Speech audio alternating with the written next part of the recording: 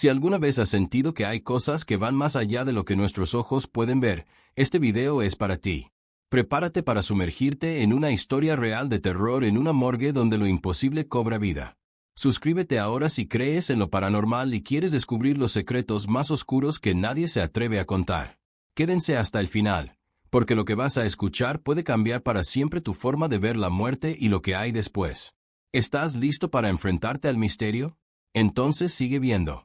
Nunca imaginé que terminaría trabajando en una morgue. Cuando decidí estudiar medicina forense, soñaba con laboratorios modernos, investigaciones importantes y casos que aparecieran en las noticias. Pero la realidad fue distinta: prácticas mal pagadas, rechazos constantes, deudas acumulándose. Mi currículum parecía invisible. Una noche, revisando portales de empleo con el estómago vacío y la cabeza punzando, apareció una oferta: Morgue Municipal de Santa Beatriz. Turno nocturno. Pago inmediato. No lo pensé demasiado. Mandé mis documentos, hice una llamada, y al día siguiente ya tenía uniforme. La mayoría de mis colegas evitaban ese turno como si fuera una maldición. Es el más solitario, decían unos. El más frío, advertían otros. Y el más inquietante, agregaban, con una pausa incómoda. Yo lo veía como una oportunidad. Silencio, concentración, nada de interrupciones, y pacientes que ya no se quejaban. Recuerdo claramente mi primer descenso al subsuelo del hospital.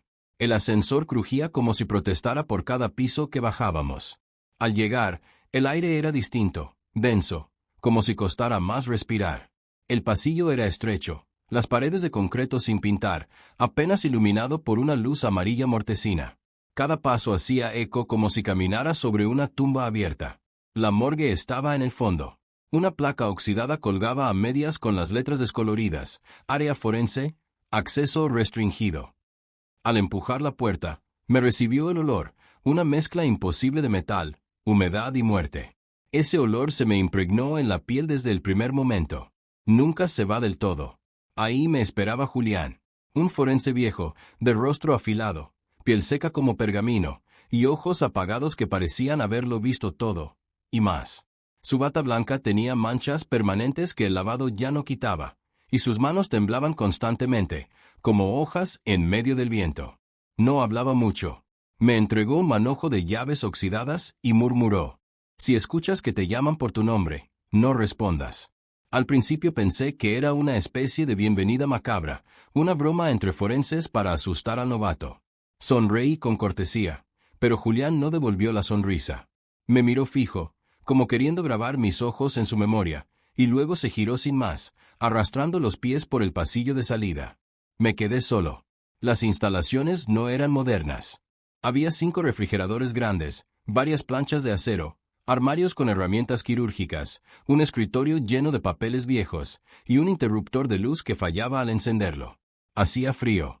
Un frío que no venía solo del sistema de refrigeración. Era como si el concreto mismo expulsara un aliento gélido desde sus entrañas. Pasé la primera hora ordenando informes y revisando archivos. El lugar estaba en un desorden sistemático. Cada documento parecía fuera de lugar pero, al mismo tiempo, intencionadamente acomodado así. Había carpetas con nombres tachados, fechas incompletas, registros de cuerpos que aparecían varias veces bajo diferentes nombres o sin nombre alguno. Cerca de las 3 de la madrugada, hice mi primera inspección de rutina. Abrí cada cámara para asegurarme de que todo estuviera en orden. Los cuerpos estaban ahí, envueltos en sábanas blancas, algunos con etiquetas en los dedos, otros sin identificar. No sentí miedo.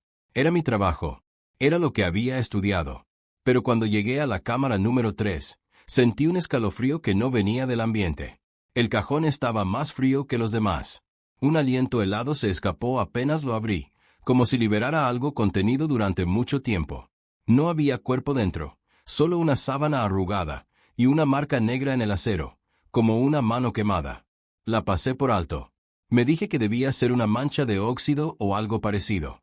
Volví al escritorio, anoté el reporte y me senté frente a una taza de café que ya se había enfriado. El reloj marcaba las 3:27 de la mañana. Fue entonces cuando lo escuché por primera vez. Mi nombre. Cristian. No fue un grito. No fue un susurro exactamente. Fue más bien un murmullo lejano, como si el concreto hubiera exhalado mi nombre. Me quedé inmóvil. La taza tembló un poco en mi mano. Me giré. Nada. El pasillo estaba vacío. Las cámaras cerradas. Todo en silencio. Pero ese silencio no era normal. Era denso. Tenía peso. Un silencio que no invitaba a la calma, sino al pánico. Recordé las palabras de Julián: si escuchas que te llaman por tu nombre, no respondas. Me reí, nervioso. Me dije que era la sugestión, el cansancio, las historias de pasillo que se pegan en el subconsciente. Pero una parte de mí, pequeña, agazapada, infantil, supo que no estaba solo ahí abajo. Algo más me acompañaba. Esa noche terminó sin más incidentes. Pero el frío de la cámara 3 nunca se fue. Ni el eco de mi nombre. Y en el fondo, lo sabía, ese fue solo el comienzo. La noche en que llegó el cuerpo fue distinta a todas las anteriores. Lo supe desde que crucé las puertas oxidadas de la morgue, y el frío me mordió los dedos con una furia inusual. Eran las 2:36 de la mañana, y el termómetro de la sala marcaba menos grados de lo normal, como si algo invisible drenara la temperatura del lugar. El policía que lo trajo no quiso mirarme a los ojos. Solo firmó el acta, murmuró algo sobre encontrarlo en un callejón detrás del mercado municipal, y se fue sin decir más. El cuerpo venía envuelto en una bolsa de basura negra, de esas gruesas, industriales.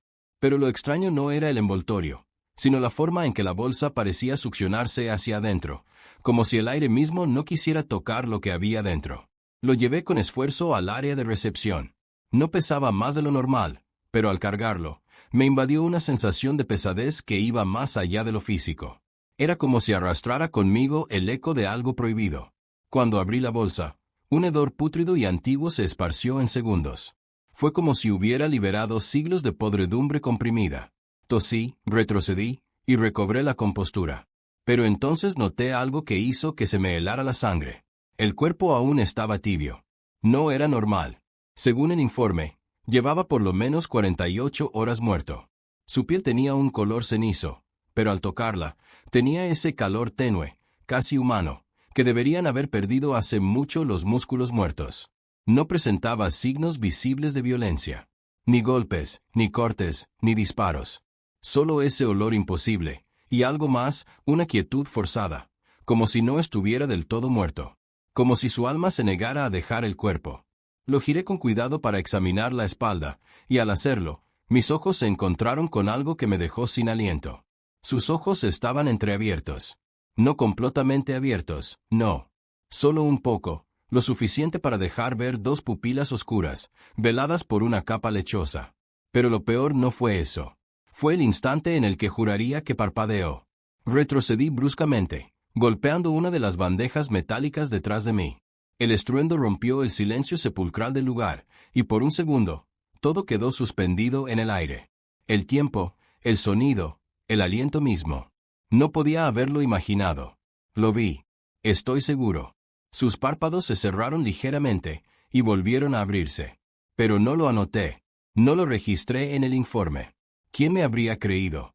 El ambiente se volvió espeso, como si el aire fuera humo denso.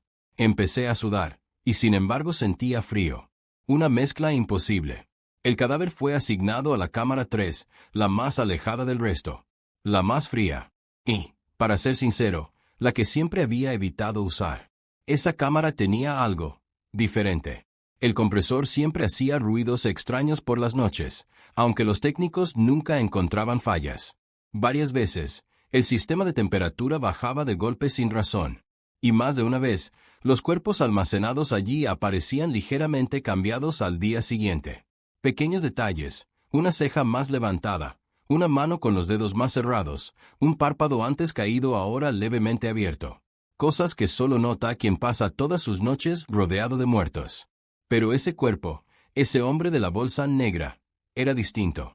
Al cerrar la puerta de la cámara 3, me quedé observando el panel digital. La temperatura bajaba más rápido que de costumbre. Menos 10 grados centígrados, menos 15 grados centígrados, menos 21 grados centígrados. Tuve que desconectar el sistema manualmente para evitar que se congelara el mecanismo. Y mientras lo hacía, sentí un golpe sordo desde dentro. Como si alguien, o algo, hubiera pateado la puerta desde dentro. Me quedé helado. Contuve la respiración. Esperé. Nada más ocurrió. Intenté convencerme de que fue la contracción del metal por el frío. Una explicación lógica. Necesitaba aferrarme a eso. Pero, en el fondo, sabía que no era verdad. Cuando salí del cuarto frío, noté algo aún más inquietante. Había una pequeña mancha oscura en el suelo, justo donde había abierto la bolsa negra. Me agaché. Era sangre. Sangre fresca. Volví a revisar el cuerpo. No tenía heridas externas. No sangraba por la boca, ni por los oídos. Nada. Y, sin embargo, la sangre seguía apareciendo. Esa noche decidí no dormir. Me senté en el escritorio de la sala principal, revisando una y otra vez las grabaciones de seguridad. A las 3:47 de la mañana, en la cámara 3, la luz parpadeó. Solo durante 3 segundos. Pero lo suficiente para ver una figura oscura ponerse de pie frente al cadáver. No se trataba de una sombra proyectada ni de un fallo en la imagen. Era una silueta definida, humanoide, pero más alta, desproporcionada, con los brazos demasiado largos. Rebobiné el video varias veces. Pausa. Zoom. Esa figura no estaba al entrar el cadáver. Ni tampoco al momento en que cerré la puerta. Solo apareció después. Y después de esos 3 segundos, desapareció como si jamás hubiera estado allí. Quise guardar la grabación en un USB, pero el sistema falló. El archivo quedó corrupto. Solo me quedaba lo que había visto con mis propios ojos, y el temor, persistente, como una presión en el pecho que no se iba. Esa fue solo la primera noche. Y algo en mi interior sabía que el hombre de la bolsa negra no había llegado solo. Las noches en la morgue siempre han sido silenciosas. Silenciosas en el peor sentido. Un silencio que no es paz, sino ausencia forzada, como si el aire se negara a llevar sonido alguno. Pero después de la llegada del hombre de la bolsa negra, ese silencio comenzó a cambiar. Ya no era vacío, ahora tenía peso, textura, y, lo más inquietante, voz. Todo comenzó con un zumbido leve, como cuando te quedas mucho tiempo en un cuarto sin ventilación. Lo atribuí al estrés, a las horas de insomnio acumuladas. Pero al pasar los días, ese zumbido comenzó a transformarse. Se volvió más delicado, insistente como un mosquito al oído, pero con un matiz demasiado humano. Hasta que una noche, mientras revisaba los registros en el escritorio principal, escuché mi nombre. Luis. Me quedé inmóvil. Apagué el ventilador, incluso desenchufé el viejo refrigerador de la sala, pensando que quizás era un fallo eléctrico, alguna interferencia. Pero no. El sonido volvió. Luis, ven. No era un grito, ni una voz en tono normal. Era un susurro apenas audible, que se arrastraba entre las paredes, que viajaba por los ductos de ventilación, o quizás, por dentro de mi cabeza. Algunas veces venía desde el pasillo oscuro, otras desde el fondo del cuarto de cámaras frigoríficas. Y lo peor, reconocía esa voz. Era la mía, pero, distorsionada, seca, como si fuera yo mismo hablando desde adentro de una tumba. Comencé a llevar audífonos, música clásica. Pero ni así. Las voces atravesaban todo. Y cada noche eran más insistentes, más claras. Fue durante la tercera noche después del incidente con el cuerpo sin nombre que la cámara 9 comenzó a abrirse sola. Al principio pensé que era una falla mecánica. La revisé 3 veces. El pestillo estaba bien. La goma del sello hermético, también. Incluso le puse cinta aislante para evitar corrientes de aire. Pero aún así, siempre que hacía mi ronda, ahí estaba, ligeramente entreabierta. Como una sonrisa torcida. Como si algo esperara ser visto. Una madrugada, harto ya de la inquietud, decidí enfrentar el maldito cajón. Me acerqué despacio, con el corazón latiendo con fuerza. La bandeja de acero inoxidable estaba completamente vacía. El cuerpo que había estado asignado allí, el señor Hernández, un anciano que murió de un paro fulminante en su casa, había sido retirado hacía una semana. Lo recordaba con claridad. Firmé yo mismo el formulario cuando vino la funeraria. Y sin embargo, al acercarme al cajón abierto, sentí una exhalación cálida desde adentro.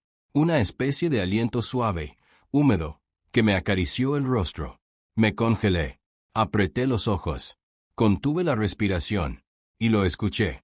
Un susurro rasposo, casi imperceptible, que decía algo así como: «Aquí no hay descanso». Me alejé de un salto. Cerré la puerta con violencia. Pero al hacerlo, vi algo en el suelo. Una huella. Una marca húmeda, con la forma exacta de un pie descalzo. No era grande. Parecía el pie de un niño. Desde esa noche, las planchas comenzaron a sonar. El metal crujía como si alguien se arrastrara por encima de ellas. Cada golpe metálico me erizaba la piel. Me despertaban de las pequeñas siestas que intentaba tomar con los ojos abiertos, en el escritorio, a la luz de la lámpara de seguridad. Una madrugada, mientras rellenaba el reporte semanal, vi una sombra cruzar el pasillo. No fue una figura fugaz, no fue un juego de luces. Fue real. Caminaba con calma, alta, delgada, vestida con una bata blanca, igual a las nuestras. La tela ondeaba ligeramente al andar. Llevaba los brazos a los costados, como si estuviera anestesiada. No podía verle el rostro. Pero en cuanto pasé por el pasillo para seguirla, la figura ya no estaba. Recorrí toda el área de cámaras, revisé los lockers, la sala de autopsias, incluso el baño. Nadie. No había nadie más en el edificio esa noche. Yo mismo había cerrado con llave. Cuando regresé al escritorio, noté algo que me paralizó. Había otra bata colgada en la pared. Una que no estaba allí antes. Y en el bolsillo, había una nota escrita con tinta roja. No es la muerte la que nos visita. Es aquello que la observa desde adentro. Desde entonces, duermo con las luces encendidas. Pero ya ni siquiera eso sirve. Porque ahora escucho pasos cuando estoy dormido. Y cada vez que despierto, la cámara 3 está ligeramente abierta. Y sobre mi escritorio, cada mañana, alguien deja un pequeño mechón de cabello. Negro, húmedo y tibio. La mayoría de mis compañeros de profesión dicen que todas las cámaras frigoríficas son iguales. Pero eso no es cierto. No cuando trabajas noches enteras escuchando cómo crujen los metales viejos, como los muertos suspiran cuando nadie los ve. Y definitivamente no cuando conoces la cámara 3. Esa cámara siempre había tenido algo distinto. Desde el primer día que entré en este lugar, antes incluso de que llegara el hombre de la bolsa negra, la atmósfera en torno a esa puerta metálica era distinta. Más densa, más helada. No era el frío de los motores. Era otra cosa. Algo que se metía en los huesos y que no se iba ni con café ni con oraciones. Después de recibir aquel cuerpo sin nombre, la cámara 3 se convirtió en un núcleo de cosas inexplicables. Aunque el panel digital del termostato marcaba siempre entre -6 grados centígrados y -8 grados centígrados, cada vez que abría esa bandeja, el aire que salía de allí me cortaba la piel como cuchillas de hielo. Era un frío que no respondía a la lógica física, un frío que parecía tener conciencia, que esperaba. Una noche, exactamente a las 3:14 de la mañana, decidí hacer una verificación. El turno había estado especialmente inquietante. Luces que parpadeaban sin razón, sombras que cruzaban por el rabillo del ojo, y esa sensación inconfundible de que algo, o alguien, se arrastraba en silencio por los conductos del techo. No soporté más. Caminé hacia la cámara 3 con los guantes puestos, el expediente en la mano, y un nudo en el estómago. Abrí la compuerta con esfuerzo. El metal chirrió como si se negara a revelar lo que ocultaba. Y entonces lo vi. El hombre de la bolsa negra. Ya no tenía la misma cara. Sus rasgos, antes rígidos y cenizos, estaban ahora más suaves, más juveniles, como si hubiera rejuvenecido durante la noche. La piel parecía más tersa. Las ojeras habían desaparecido. Incluso los labios formaban una ligera sonrisa. Una sonrisa que nunca estuvo ahí. Una sonrisa que no tenía razón de existir. Sentí una oleada de terror subir por mi espina dorsal. No grité. No pude. Solo cerré el cajón con brusquedad y di un paso atrás, jadeando como si hubiera corrido kilómetros. Me senté en el suelo frío. Mis manos temblaban. Revisé el registro en el expediente, hora de ingreso, estado del cuerpo, rasgos faciales, fotografías. Lo tenía todo registrado. Y no había duda. Esa sonrisa no estaba antes. La noche siguiente, armado de una valentía que solo el agotamiento extremo puede brindar, volví a abrir el cajón. Y el rostro había vuelto a su forma anterior. Cenizo, inexpresivo, con los ojos entrecerrados. Sin sonrisa. Como si nada hubiera pasado. Creí estar perdiendo la cordura. Y quizás lo estaba. Pero había algo más. Desde aquella noche, comencé a sentir una presencia constante en la sala fría. No una presencia general. No. Era algo específico. Puntual. Fijo. Una sensación de ser observado. No desde las cámaras de seguridad. No desde los pasillos. Desde adentro de la cámara 3. Era como si algo, desde la bandeja de acero, desde lo profundo del cajón, estuviera siempre despierto, mirando hacia afuera, esperando que me acercara lo suficiente para... ¿Qué?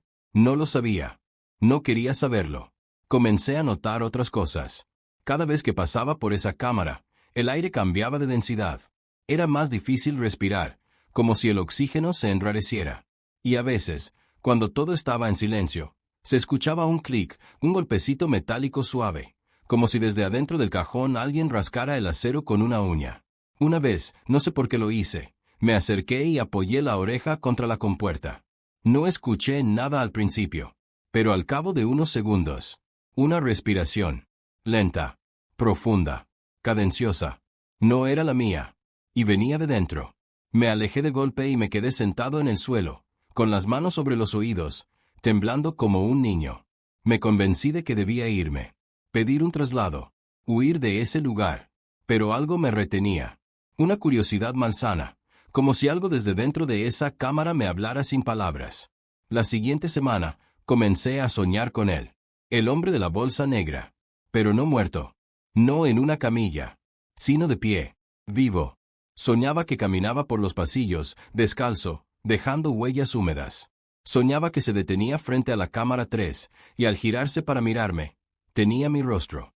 Y al despertar, en la mesita del escritorio, encontraba objetos que no recordaba haber colocado. Una liga de cabello, un alfiler oxidado, una uña. Ahora ya no me acerco a la cámara 3. Pero no importa, porque cada vez que paso cerca, la puerta está entreabierta, como si me esperara. Y cuando duermo, ya no tengo sueños. Solo una oscuridad fría, desde la cual algo sonríe y respira. Todo empezó con el sonido. Cada noche, a las 4:12 de la mañana, como si un reloj macabro lo marcara con exactitud quirúrgica, comenzaba a oírse un leve golpeteo húmedo, como si alguien caminara descalzo sobre el piso de concreto. Al principio, no lo asocié con nada paranormal. Pensé que era el sistema de tuberías, algún cambio de presión, incluso ratas. Pero noche tras noche, el sonido se repetía, con el mismo ritmo, la misma hora. Y siempre se detenía justo frente a la puerta de mi oficina. Pasos. 5, 6, 7. Detenidos. Un leve suspiro. Silencio. Me levantaba, abría la puerta lentamente, y el pasillo estaba vacío. Pero el aire estaba tibio. Como si alguien, o algo, acabara de estar allí. Una madrugada no aguanté más. Le conté a mi supervisor que pensaba que alguien estaba entrando en la morgue por las noches. Dijo que era imposible. Todas las entradas estaban cerradas, selladas, con control electrónico. Así que decidí instalar una pequeña cámara de seguridad personal. No era gran cosa. Una de esas cámaras chinas con visión nocturna y sensor de movimiento. La coloqué en el pasillo central, apuntando directamente hacia las cámaras frigoríficas, especialmente la número 3. Quería respuestas. Lo que obtuve fue mucho peor. La primera noche no captó nada. La segunda, solo el parpadeo intermitente de la luz del pasillo, algo habitual. Pero la tercera noche, todo cambió. A las 4:12 de la mañana, como un maldito ritual inalterable, el sensor de la cámara se activó. Revisé la grabación a la mañana siguiente. Y ahí estaba. Una figura. Alta. Esquelética. Desnuda. Su piel era grisácea, casi traslúcida. Se desplazaba con lentitud, sin apuro, como si flotara milimétricamente sobre el suelo, pero dejando huellas húmedas en cada paso. No tenía cabello. Sus brazos eran largos, desproporcionados. Y su rostro no se veía con claridad, como si la cámara no pudiera enfocarlo del todo. Era una distorsión viviente.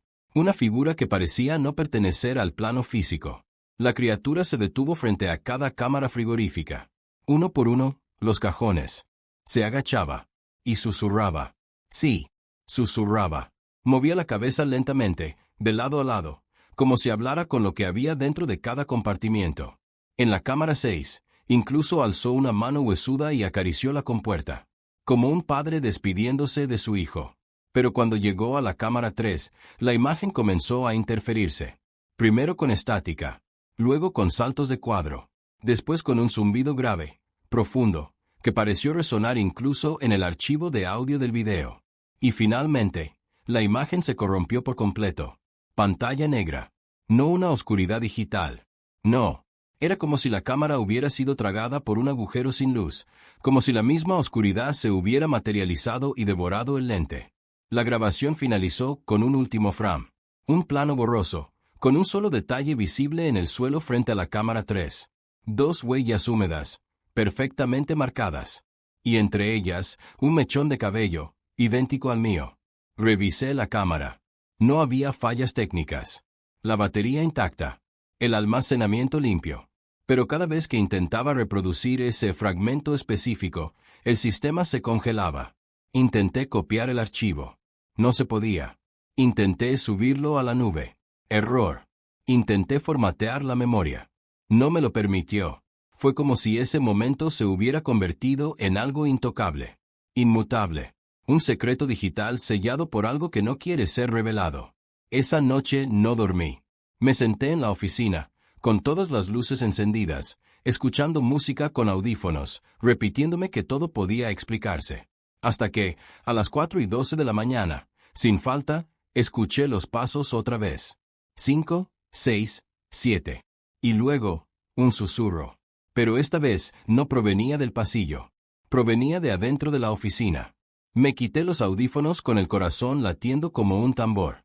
Y ahí, en la pantalla de la computadora, sin que yo lo tocara, la cámara comenzó a reproducir la grabación por sí sola. Pero esta vez, no estaba solo. Junto a la figura esquelética, había otra más pequeña. Un niño.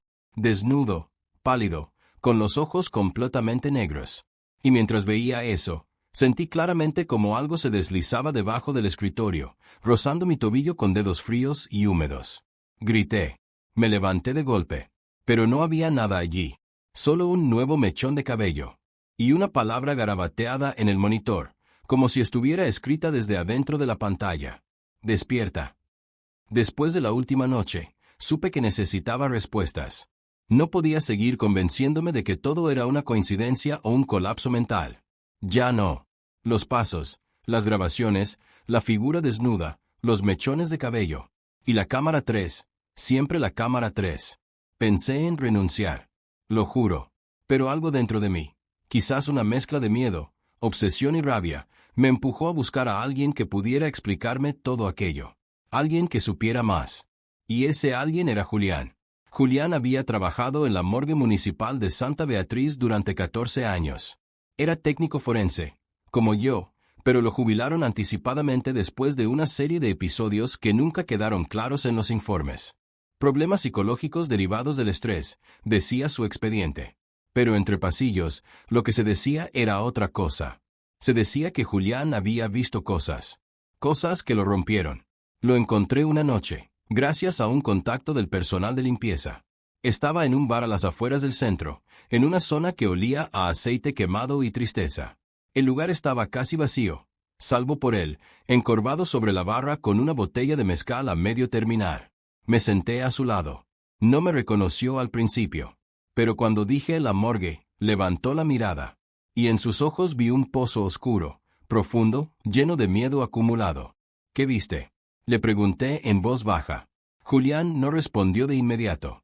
Solo se sirvió otro trago, lo bebió de golpe, y luego, con las manos temblorosas, se pasó los dedos por la cara, como si tratara de borrar un recuerdo tatuado en su piel. Tú también nos escuchas, ¿verdad? Dijo, sin mirarme. Sentí un escalofrío. No necesitaba preguntarle a qué se refería. Lo sabía. Los pasos, los susurros, la figura. Y la cámara 3, dije. Fue entonces cuando me miró fijamente. Por primera vez. Y no vi sorpresa en su rostro. Vi resignación. Sabía que volvería. Susurró. ¿El hombre de la bolsa negra? Sí. Lo que me dijo después cambió por completo mi forma de ver la realidad. Julián me contó que la morgue había sido construida, décadas atrás, sobre un terreno que alguna vez fue un cementerio clandestino durante los años más oscuros de represión en Santa Beatriz. Militares, policías, incluso políticos de alto rango, usaban ese terreno para enterrar cuerpos de desaparecidos, personas que nunca fueron registradas, cuyos nombres fueron borrados del mundo. Creyeron que con concreto y refrigeradores podrían tapar lo que pasó allí, pero los muertos no olvidan, me dijo. El licor comenzaba a hacerlo hablar con más soltura, pero también con más dolor. A mí me pasó lo mismo, ¿sabes? Empezaron con pasos, después sueños, voces, rostros que cambiaban en los cadáveres. Uno me habló, cabrón. Me dijo su nombre, y al día siguiente, su acta de defunción tenía otro nombre. Julián apretó el vaso con tanta fuerza que pensé que lo rompería. Y ese hombre, el de la bolsa negra, ya lo recibimos antes. 3 veces. Y siempre vuelve. Siempre. Mi cuerpo se heló. No sabía si creerle, si pensar que era el alcohol hablando. Pero algo en su tono, en su mirada, me decía que estaba diciendo la verdad. ¿Cómo es posible? Pregunté, casi sin voz. Nunca viene con documentos. Nunca con nombre. Siempre aparece en lugares distintos de la ciudad, a veces en basureros, a veces flotando en canales. Pero cuando llega a la morgue, siempre es asignado a la cámara 3. ¿Y qué pasa después? Julián tragó saliva. Por primera vez, lo vi realmente asustado. A veces se va. Lo entierran o lo creman. Pero meses o años después, vuelve a morir. Lo mismo. Mismo rostro. Mismo cuerpo. ¿Estás diciendo que no muere? No lo sé. Solo sé que la muerte no lo quiere. Oh, que ya está muerto desde antes, y lo que recibimos es algo más. Se inclinó hacia mí y bajó la voz. Yo lo abrí una vez. Lo preparé para autopsia. Su corazón no latía. Su sangre estaba cuajada, negra, como alquitrán. Pero su piel estaba tibia, como viva. Y cuando le abrí el esternón, algo suspiró. Sentí que mi estómago se revolvía. Me quebré esa noche. Nadie me creyó. Nadie me escuchó. Pensaron que era el alcohol. Me mandaron al psiquiatra. Pero lo juro, hay algo en esa cámara. Algo que lo trae de vuelta. Algo que no debería estar ahí. Nos quedamos en silencio unos minutos. Afuera llovía. El sonido de las gotas contra el toldo del bar me recordó las noches en la morgue, los pasos, los susurros.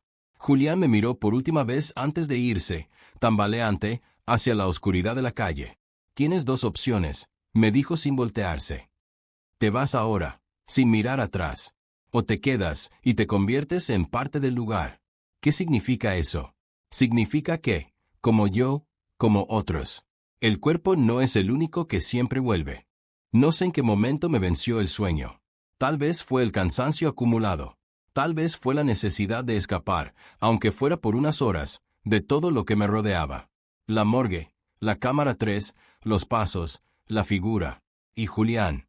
Sus palabras seguían retumbando en mi mente como un eco maldito. El cuerpo no es el único que siempre vuelve. Esa noche, cometí un error. Me quedé dormido en la oficina. No en mi casa, no en otro lugar seguro. No. Allí, rodeado por cuerpos que no descansan, por cámaras que crujen como si respiraran, por pasillos donde el tiempo se pliega y el frío parece tener memoria. Al principio, todo fue oscuridad, un sueño sin forma, como un abismo silencioso. Pero entonces comenzaron los sonidos. Primero, el golpeteo familiar, los pasos descalzos. Luego, los susurros, como si alguien hablara detrás de una pared delgada, justo al borde del entendimiento. Y después, el silencio absoluto. Un silencio tan espeso que parecía un ruido en sí mismo. Y fue entonces que lo vi. Abrí los ojos. La oficina estaba en penumbra, iluminada solo por la luz tenue del monitor en modo de espera. Pero algo estaba mal. Muy mal. No podía moverme. Sentía todo el cuerpo paralizado, como si estuviera atrapado entre el sueño y la vigilia. Lo único que podía mover eran los ojos. Y entonces los vi. Los pies. Desnudos. Grises. Largos, casi deformes. Estaban justo en la esquina de la habitación, donde la sombra del archivador se fundía con la pared.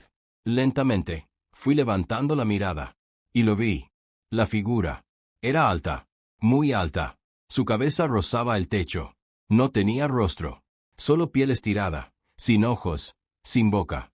Pero aún así, sentía que me miraba. Como si cada célula de su cuerpo fuera un ojo. Y entonces, sin mover los labios, porque no tenía, me habló dentro de la cabeza. Una voz grave, ronca, húmeda, como si se arrastrara por el lodo antes de entrar en mi mente. No cierres los ojos. No fue una súplica. Fue una orden. Y con ella, una presión en el pecho, como si algo invisible se sentara sobre mí. Me costaba respirar. El aire olía a tierra húmeda, a flores podridas, a cementerio abierto. La figura dio un paso.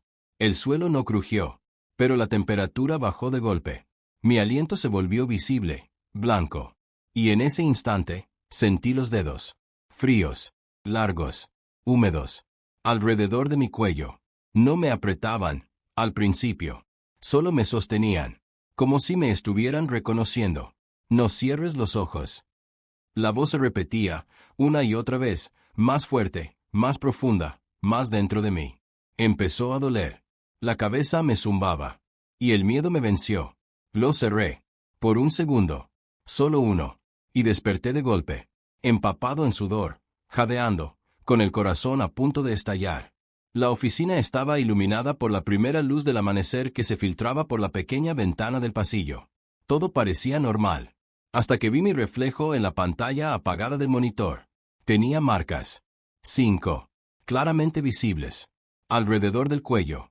Como si alguien, o algo, me hubiera sostenido con fuerza mientras dormía. No eran rasguños.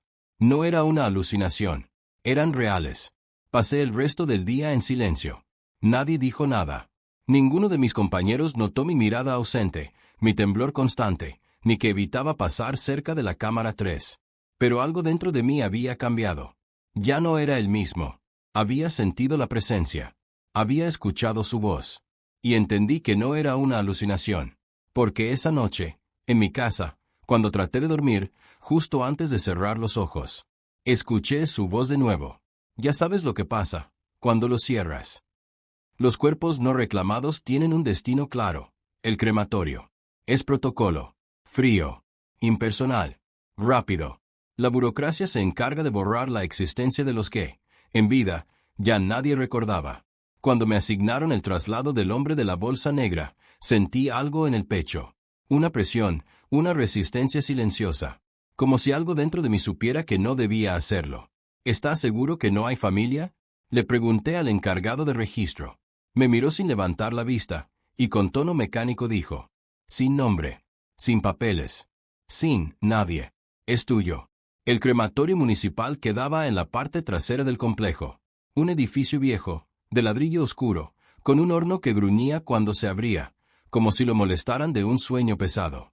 Un calor pegajoso salía de su interior, pero esa noche, mientras lo empujaba por el pasillo, yo tiritaba de frío. El cuerpo seguía envuelto en la bolsa negra. Por respeto, y por esa extraña culpa que me atormentaba, no quise abrirla. Solo lo recosté sobre la bandeja de acero, lo deslicé hasta el interior del horno y me preparé para cerrar la compuerta. Pero justo cuando mis manos rozaron el botón de encendido, la escuché. No con mis oídos. Dentro de mi cabeza. Un grito. Largo. Agudo. De dolor y furia. Me tambaleé hacia atrás. Toqué mi rostro. Sangre.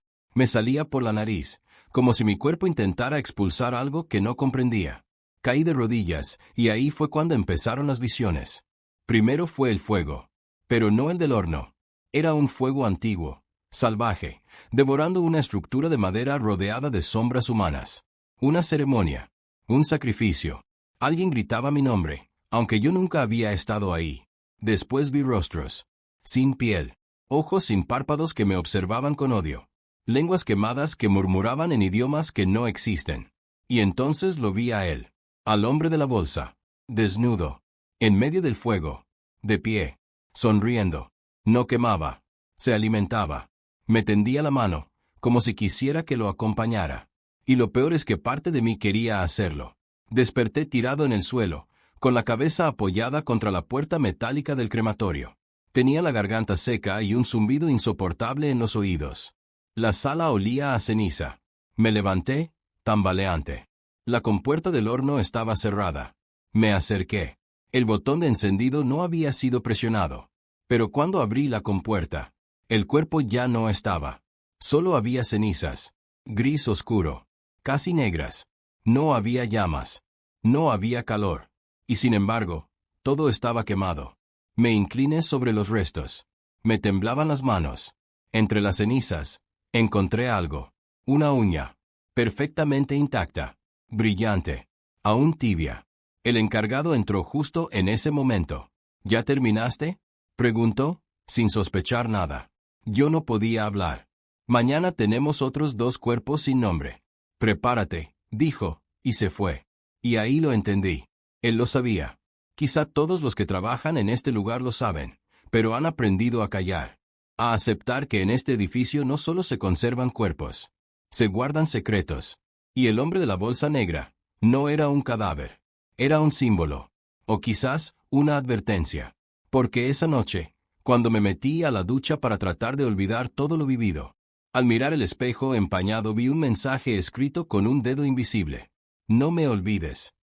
Y al cerrar los ojos, lo vi otra vez, de pie, en el fuego, esperándome. Aquella noche, la frontera entre la realidad y la pesadilla se desdibujó con una fuerza que jamás había sentido. Volvía a casa, cansado, con la mente nublada por los recuerdos del crematorio, y el peso insoportable de aquella urna con cenizas. Creía haberla dejado en la morgue, en la sala de descanso, donde nadie la encontraría. Pero al entrar a mi casa, ahí estaba, en el pasillo, justo frente a la puerta, sobre el tapete. La urna. Era como si se hubiera desplazado sola, siguiendo mis pasos, invadiendo mi espacio sagrado. Un objeto muerto, sin vida, pero al mismo tiempo, incapaz de ser ignorado. La agarré con manos temblorosas. El frío del metal traspasaba la piel. Mi respiración se aceleró, y un sudor frío empezó a recorrer mi espalda. No podía explicarlo. ¿Había sido un error dejarla en la morgue? ¿O alguien más la había llevado hasta aquí? Esa noche apenas dormí. Las sombras de la habitación parecían alargarse, danzar y susurrar mi nombre. Finalmente, en un acto desesperado, decidí llevarla de vuelta. Con la urna en brazos, volví a la morgue. La dejé sobre una mesa fría, en el laboratorio. Me aseguré de que estuviera bien cerrada. Pero el universo parecía burlarse de mí. Al día siguiente, la urna volvió a desaparecer. No estaba en la morgue ni en mi casa. Pero esta vez la encontré en el fondo de mi mochila, donde no recordaba haberla guardado. El miedo se convirtió en obsesión. Sentí que algo me acechaba, que me seguía, que la muerte misma había puesto una trampa para mí. Una noche, la abrí. El corazón latía con fuerza mientras retiraba la tapa oxidada. Un olor a quemado, rancio, inundó el aire. Entre las cenizas que parecían moverse, como si tuvieran vida propia, encontré algo inesperado. Un papel, carbonizado y arrugado. Con manos temblorosas, intenté abrirlo sin romperlo. Las palabras se revelaron lentamente, como un susurro negro escrito en tinta de sombra. ¿Por qué me quemaste? Las letras parecían sangrar sobre el papel, como si estuvieran vivas. Sentí un escalofrío recorrer mi columna. Las cenizas se removieron, y el aire se volvió pesado, sofocante. Una voz, tan débil que parecía un susurro, salió de entre las brasas. No era mi final, no debía ser así. Me llevé la urna a la boca, intentando entender. ¿Quién hablaba? ¿El hombre de la bolsa negra? ¿O algo peor? Desde esa noche, las paredes de mi casa crujían. Los espejos reflejaban figuras que desaparecían al parpadear. Y en la oscuridad, podía escuchar voces que me preguntaban: ¿por qué me quemaste? ¿Por qué me olvidaste? ¿Por qué no me dejaste descansar? Cada vez que cerraba los ojos, veía el fuego que nunca ardió. El cuerpo consumido sin llamas. La sonrisa del hombre de la bolsa, inmortal, burlona. Y sentía su presencia. Cerca. Siempre cerca. En la morgue, en la calle, en mi propia sombra. Había tomado una decisión irrevocable: renunciar. Después de semanas de noches interminables, de presencias invisibles y susurros que helaban la sangre, sabía que ya no podía seguir allí. Mi mente y cuerpo estaban agotados, mi alma, desgarrada. Pero aquella última noche se sentía diferente. Un aire eléctrico y denso me envolvía apenas crucé la puerta de la morgue. Las sombras parecían moverse con intención propia, y un silencio sepulcral reinaba en cada rincón. Me preparé para terminar mis tareas finales. Limpié mesas, revisé cámaras y aseguré las puertas con la esperanza de que, al fin, aquella pesadilla terminara conmigo. Entonces, justo a la medianoche, comenzó. Las cámaras comenzaron a abrirse todas, al unísono, con un crujido metálico que resonó en el pasillo como un grito. El aire se congeló y el ambiente se volvió irrespirable. En el centro del pasillo, frente a mí, apareció él. El hombre de la bolsa negra. Su rostro, aún borroso, pero sus ojos brillaban con un fuego oscuro, una inteligencia fría y cruel. Me habló con una voz que parecía venir de más allá del tiempo. Ahora tú ocuparás mi lugar. El sonido fue como un eco que me atravesó el cuerpo. Quise retroceder, gritar, correr, pero mis piernas no respondían. Un frío paralizante subió por mi espina dorsal, mientras una sombra invisible me atrapaba. Y entonces, todo se volvió negro. Desperté al amanecer, tirado en el suelo frío de la morgue. Mi respiración era pesada y errática. Me levanté lentamente, sintiendo un vacío extraño dentro de mí. Un vacío que antes no estaba. Todo parecía normal. Las luces funcionaban. Las cámaras, cerradas. El silencio, intacto. Pero al mirar la pantalla del registro, mi corazón se detuvo.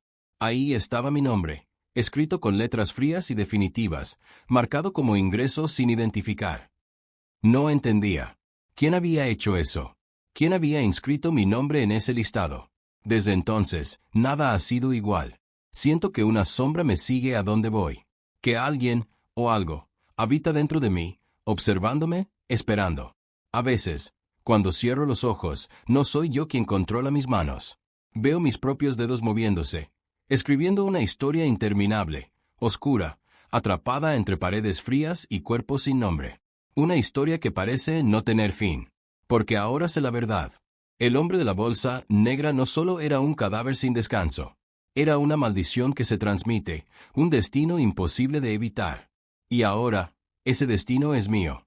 Después de todo lo que has escuchado, queda claro que algunas historias no terminan cuando creemos que sí. El hombre de la bolsa negra sigue ahí, entre sombras, susurros y cenizas, recordándonos que hay fuerzas que escapan a nuestro entendimiento. Si te impactó esta historia y quieres seguir descubriendo los secretos más oscuros y aterradores del mundo paranormal, no olvides suscribirte ahora mismo. Activa la campanita para no perderte ningún relato que te hará mirar 2 veces a las sombras. Tu suscripción no solo ayuda a que estas historias sigan vivas, sino que también te convierte en parte de esta comunidad que cree en lo inexplicable. ¿Estás listo para seguir explorando el misterio? Suscríbete y acompáñanos en este viaje al otro lado.